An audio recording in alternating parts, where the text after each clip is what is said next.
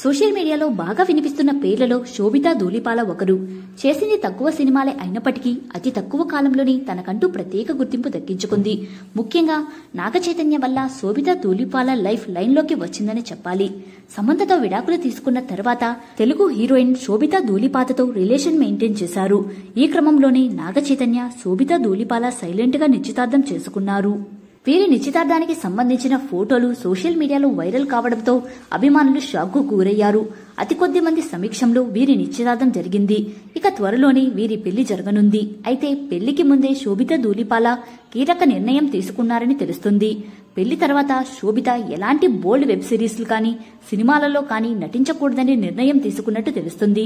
నాగచైతన్య కోరడంతోనే ఆమె దీనికి ఒప్పుకున్నారని సమాచారం.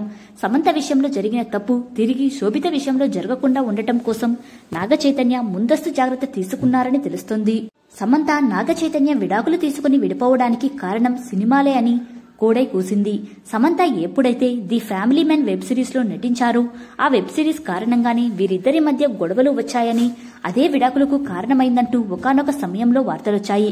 దీంతో అలాంటి పొరపాటు మళ్లీ జరగకూడదనే ఉద్దేశంతోనే నాగచైతన్య శోభిత విషయంలో జాగ్రత్త పడుతున్నారట.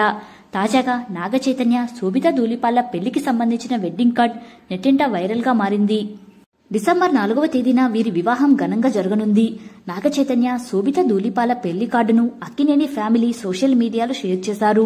అన్నపూర్ణ స్టూడియోస్లోనే పెద్ద సెట్ వేసి అక్కడే వివాహం జరిపించబోతున్నట్లు తెలుస్తోంది. డిసెంబర్ 4న జరిగే వివాహంతో అక్కినేని ఇంట్లో శోభిత అడుగు పెట్టబోతుంది. ఈ విషయం తెలుసుకున్న అభిమానులు ఫుల్ ఖుషి అవుతున్నారు. ఇక శోభిత కెరీర్ విషయానికి వస్తే తెలుగు, తమిళ, హిందీ భాషల్లో ఆమె నటిస్తోంది.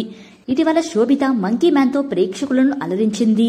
ఇక ప్రజెంట్ ఈ అమ్మడు నటించిన ఓటీటీ సినిమా లవ్ సితారా G5లో స్ట్రీమింగ్ అందుబాటులోకి వచ్చింది.